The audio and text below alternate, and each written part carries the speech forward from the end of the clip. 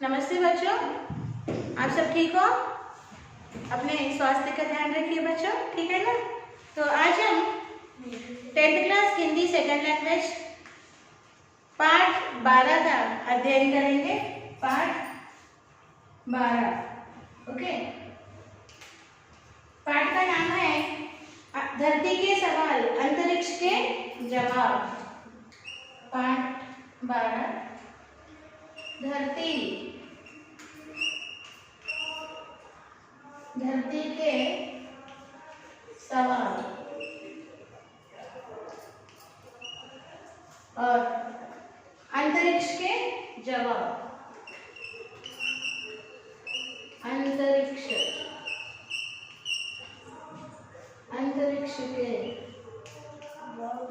जवाब।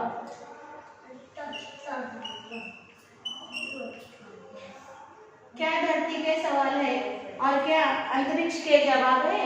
हम इस पाठ को पढ़कर उसका अध्ययन करेंगे बच्चों। यह एक साक्षात्कार पाठ है। साक्षात्कार यानी इंटरव्यू, ओके। यानी ये एक साक्षात्कार यानी इंटरव्यू पाठ है। इसमें किनका इंटरव्यू यानी साक्षात्कार लिया है और किस तरह के जवाब दिए गए हैं वो हम इस पाठ का अध्ययन करके समझेंगे बच्चों।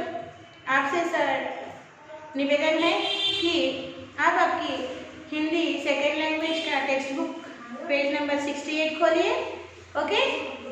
देखिए यहाँ पर, और आपका स्टडी मटेरियल और क्लास वर्क भी पास में बाजू में रखिए बच्चों, ठीक है। उन्मुखीकरण में देखिए एक छोटा सा अनुच्छेद दिया गया है, उसको पढ़ रही हूँ। पढ़ते समय ध्यान से सुनिए बच्चों। अगर कोई दिक्कत हो तो आप मुझे इस वीडियो को देखने के बाद संपर्क कर सकते हैं, फोन कर सकते हैं। आपके हर समस्या का समाधान किया जाएगा बच्चों, ठीक है ना?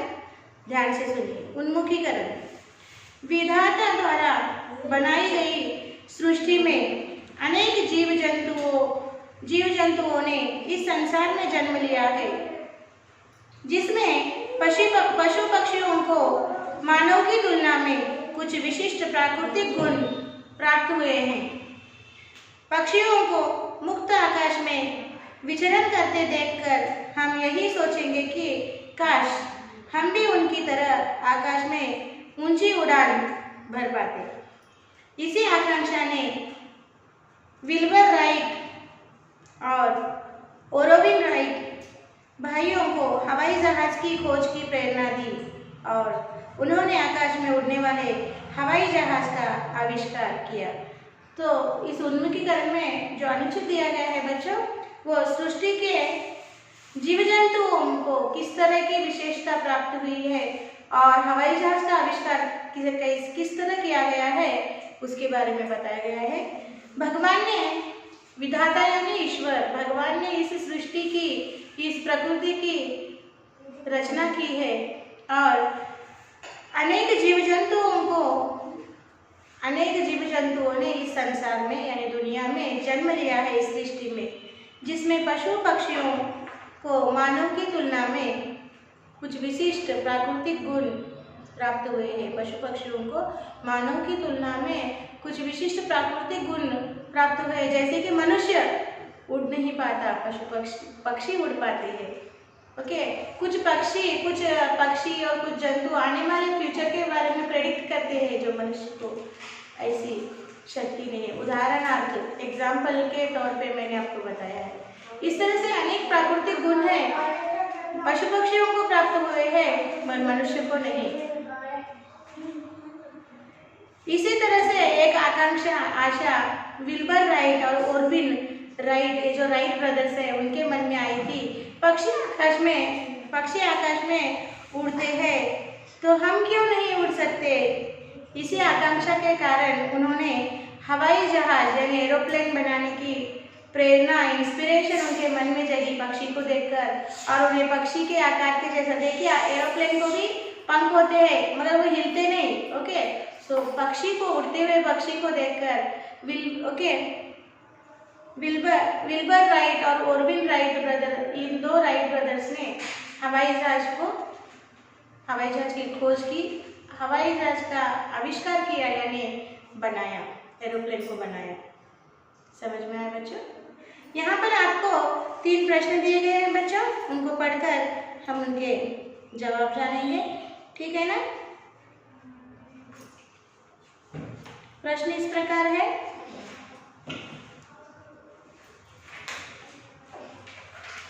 देखिए प्रश्न है हवाई जहाज का आविष्कार किसने किया।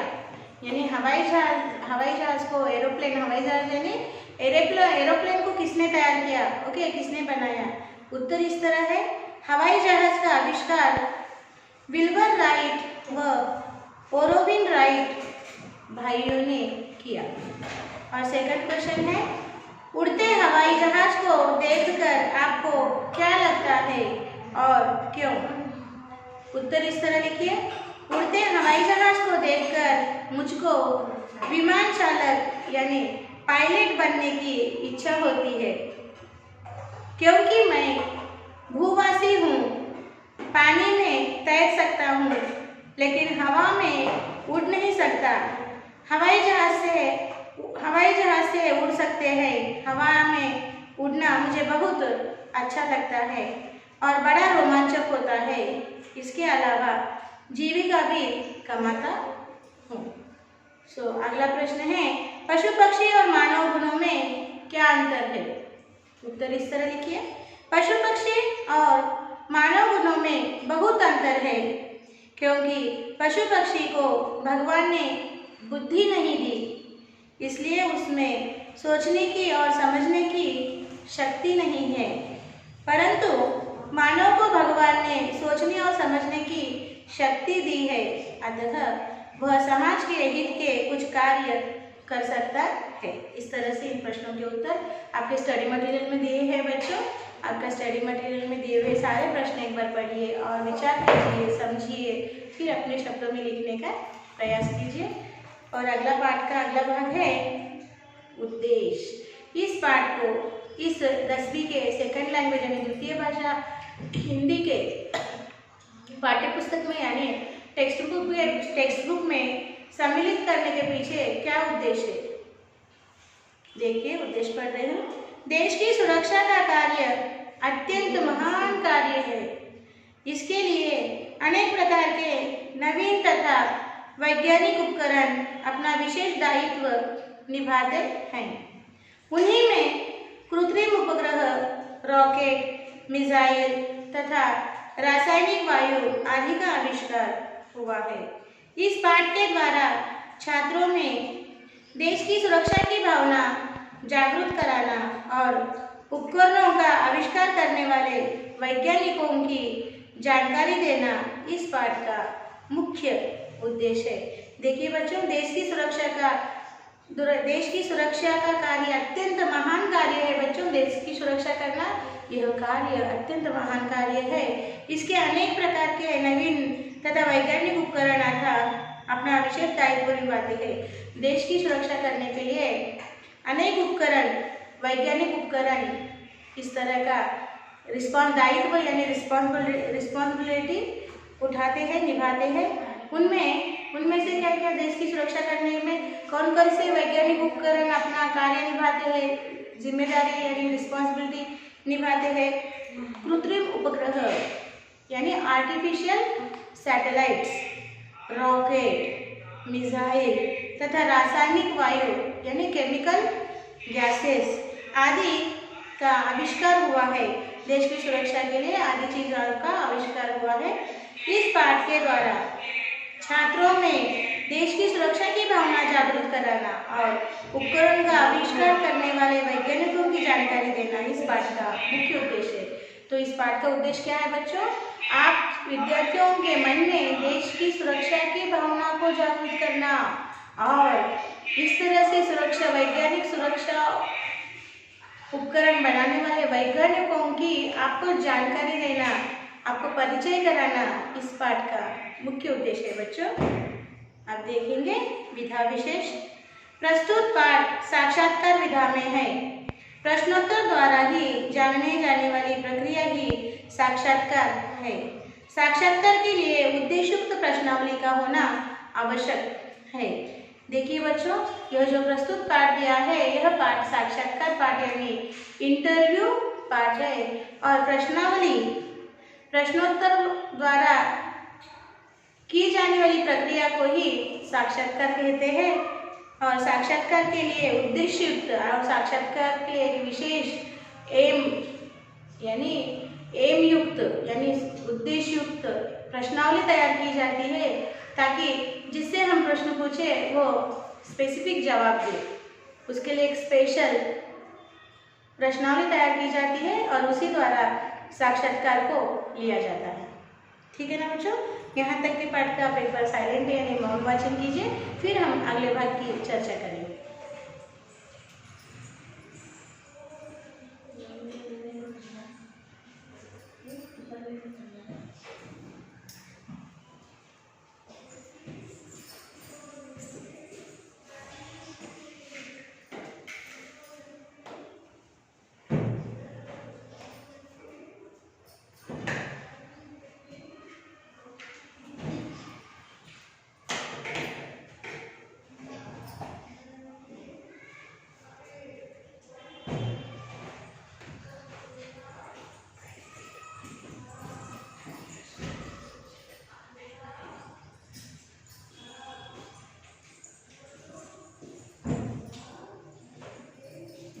देखिए आगे हम इस पाठ का विषय प्रवेश पढ़ेंगे। विषय प्रवेश इस तरह है। आज हमारे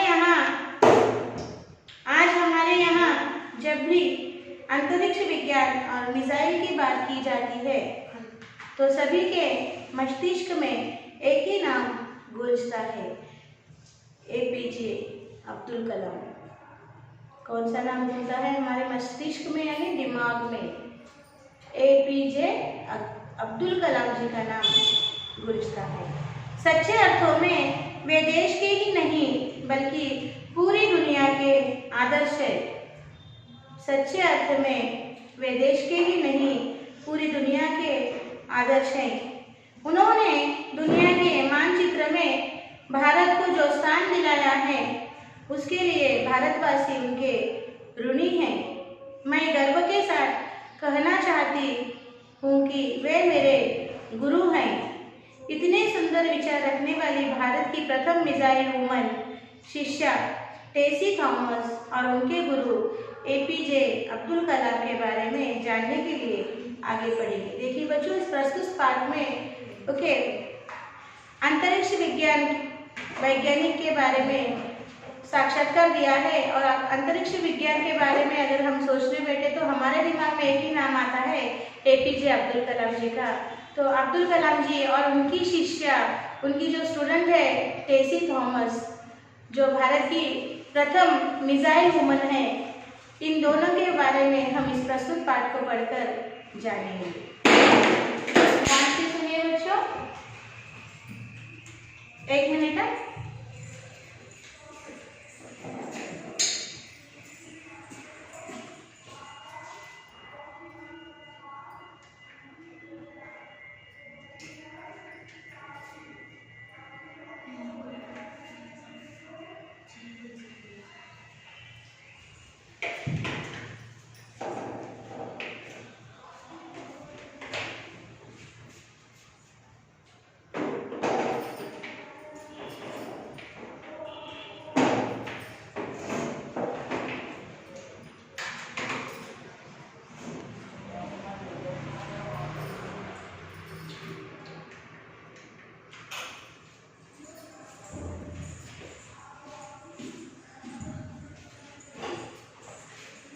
तो इस प्रस्तुत पाठ में एपीजे अब्दुल कलाम और उनकी शिष्या जो प्रथम मिसाइल वुमन है उनके बारे में बताया गया है, टेसी थॉमस।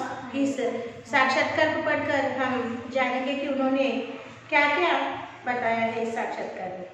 ध्यान से सुनिए। तमिलनाडु के रामेश्वर की गलियों में समाचार पत्र बेचने वाला एक निर्धन बालक एक दिन सुप्रसिद्ध वैज्ञानिक तथा भारत का राष्ट्रपति बनेगा, ऐसा किसी ने सपने में भी नहीं सोचा था।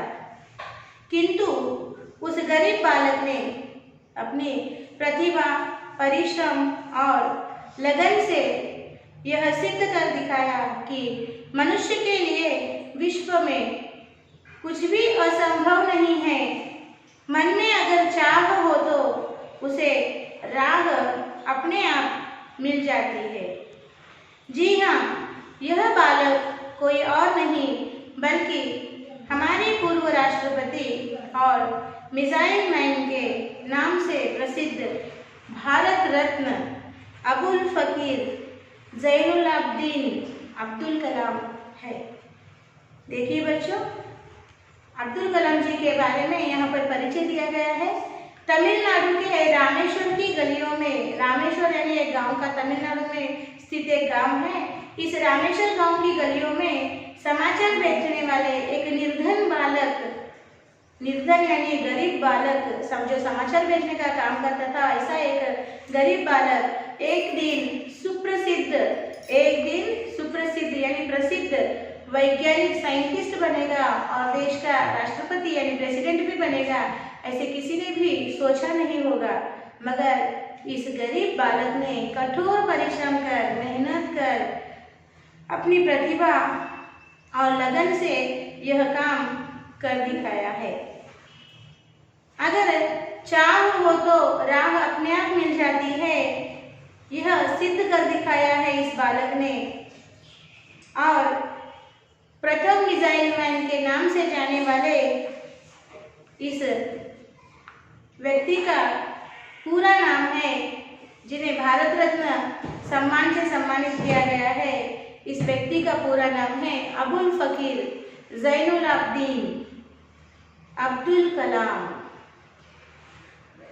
राष्ट्रपति कार्य के दौरान कुछ बालकों ने उनका साक्षात्कार लिया था। प्रस्तुत है उसी की कुछ झलकियां। जब वे राष्ट्रपति बने और राष्ट्रपति के पद पर कार्यरत थे, तब कुछ बालकों ने राष्ट्रपति भवन जाकर उनका साक्षात्कार लिया यानी इंटरव्यू लिया। प्रस्तुत इंटरव्यू उसी में का एक भाग है, देखेंगे पढ़कर। एक बालक पूछ रहा है, बढ़ती जनसंख्या और अन्य कई प्रकार की सामाजिक समस्याएं हैं जो हमारे देश में किसी महामारी की तरह फैली हुई है। उनके बारे में जागरूकता लाने के लिए हम छात्र क्या कर सकते हैं? देखो बालक ने क्या प्रश्न पूछा। बढ़ती जनसंख्या, इंक्रीजिंग पॉपुलेशन, बढ़ती जनसंख्या का अर्थ क्या है?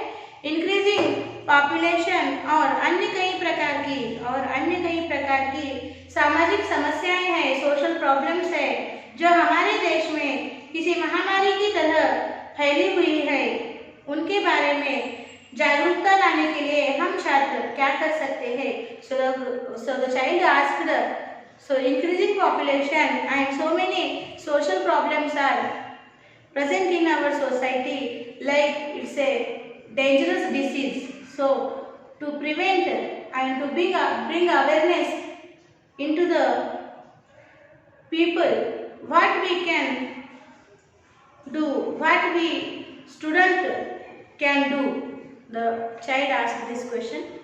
So अब्दुल कलाम जी इस तरह जवाब देते हैं।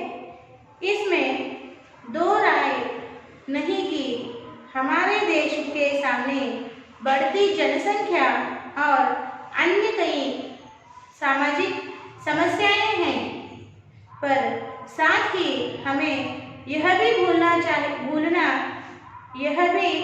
नहीं भूलना चाहिए कि पूरे विश्व में भारत ही एकमात्र ऐसा देश है जहां 50% से अधिक युवा शक्ति है, जो देश के आर्थिक विकास में प्रमुख योगदान दे रही है।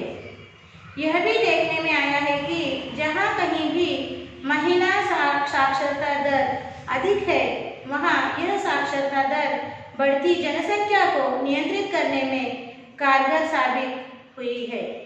एक छात्र होने के नाते आप सब कम से कम 5 महिलाओं को शिक्षित करें जो पढ़ना लिखना नहीं जानती।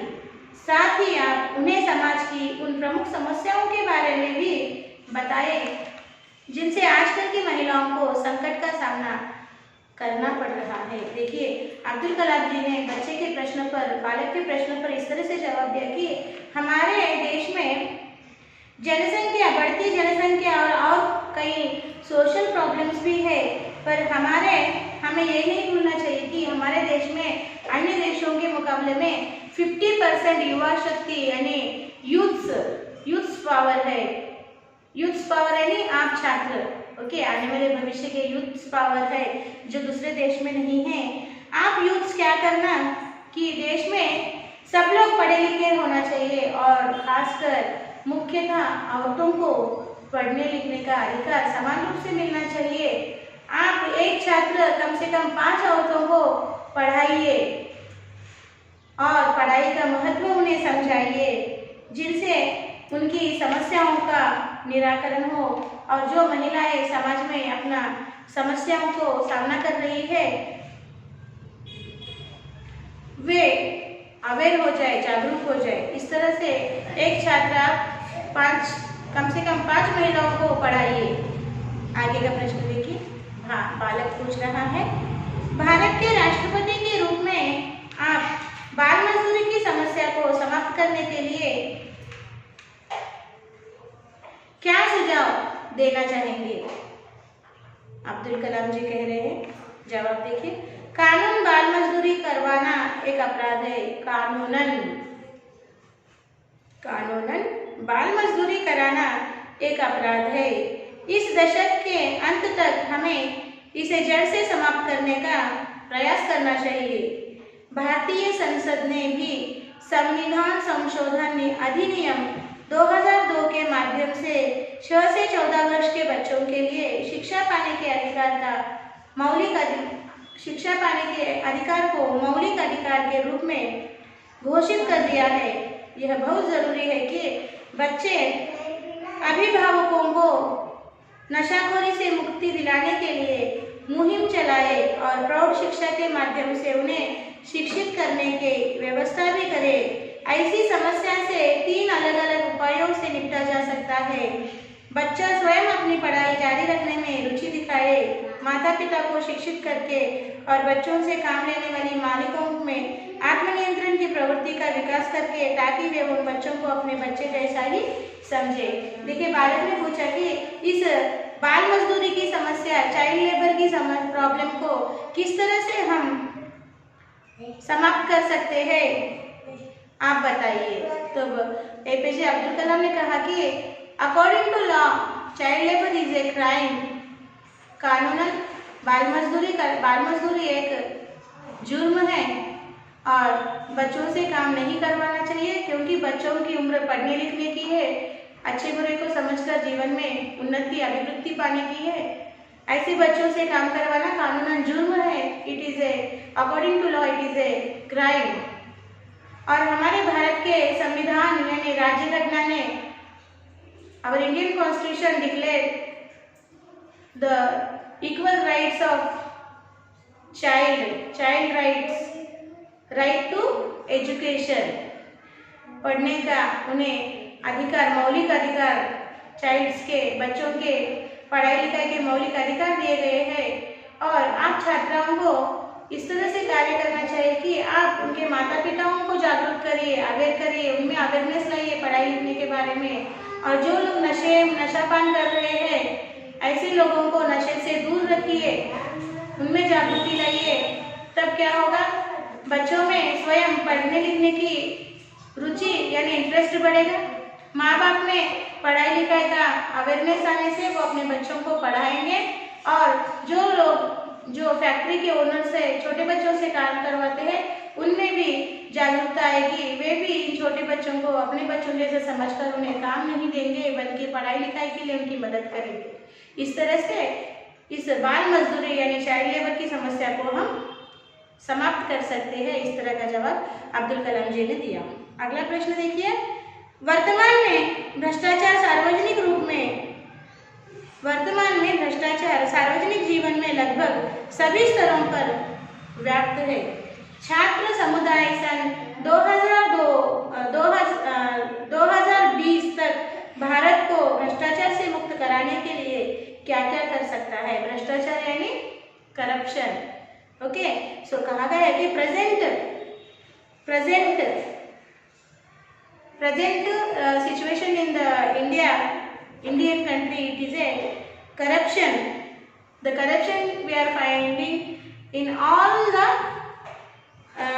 stage, in all the offices, in all the state level. We are seeing the corruption यानी भ्रष्टाचार, पैसे लेकर काम करवाना, लोगों से पैसों की मांग करना, ये क्या है। और गरीबों की तो कोई बात ही नहीं सुनेगा, जिसके पास पैसा है वो पैसा फेंकेगा, अपना काम करवाएगा, इसी को तो भ्रष्टाचार कहते हैं, करप्शन कहते हैं। आज भारत में हर स्तर पर भ्रष्टाचार देखा जा रहा है और छात्र समुदाय यानी स्टूडेंट फेडरेशन टू ओके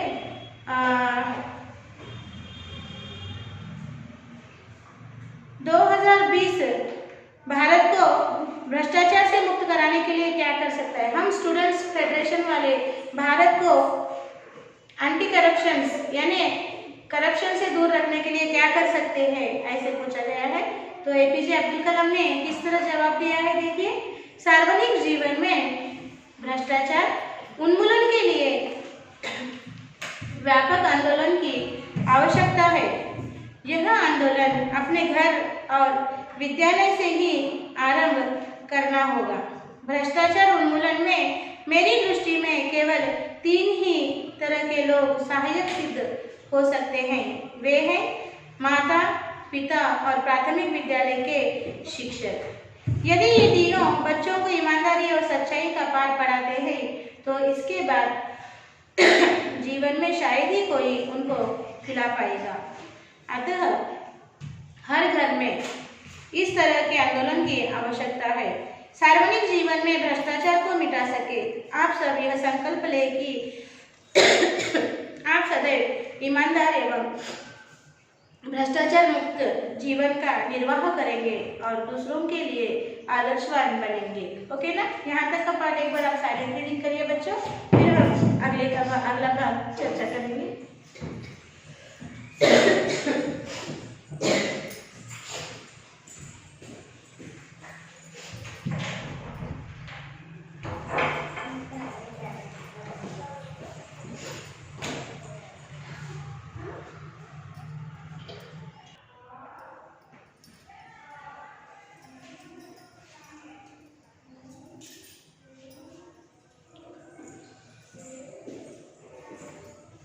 पढ़िए बच्चों, reading is very important. Okay, तो बच्चे ने सवाल पूछा था कि how we should control, how we students can control this corruption problem. So thus APJ Abdul Kalam told this problem we can control through the parents and mother, father and teachers should aware the child and bring awareness in the society. Okay, so what is the responsibility? Every parent should aware their child, be honest, don't do corruptions. If you are develop the morals like this in your child, so from every child, from every family will be become honest and this problem will be comes under control. Okay, so क्या कहा उन्होंने, अब्दुल कलाम जी ने, हर माता, हर पिता और अध्यापक अगर बच्चों को शिक्षित करेंगे और उनमें मॉरल वैल्यूज डेवलप करेंगे कि ईमानदारी से रहो, सच्चाई से रहो, भ्रष्टाचार मत लो, तब आने वाली पीढ़ी ईमानदार बनेगी और इस समस्या पर रोक लगेगी, समस्या समाप्त होगी और सब लोग आदर्श बनेंगे। ओके ना, तो आज हम यही रुकते हैं बच्चों, और आज का हमारा साक्षी इस तरह होगा। आप लिखिए साक्षी।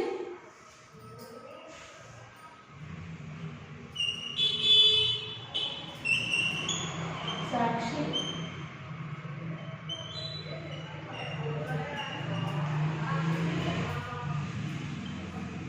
Subject Hindi, second language, class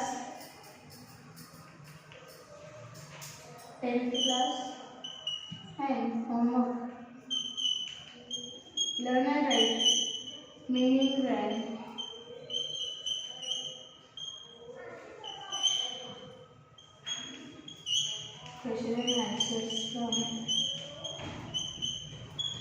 lesson 12 text book page number, text book page number 68 in HTML 1 type. So here and TS यहाँ पर पेरेंट्स साइन लेना मत भूलिए बच्चों, ओके। और दिया हुआ होमवर्क ठीक समय पर कर जो स्कूल का मेल आईडी आपको दिया गया है उस मेल आईडी को भिजवा दीजिए बच्चों, ठीक है ना। फिर हम इस पाठ के शेष भाग के साथ अगले सेशन में मिलेंगे, तब तक धन्यवाद, बाय बाय।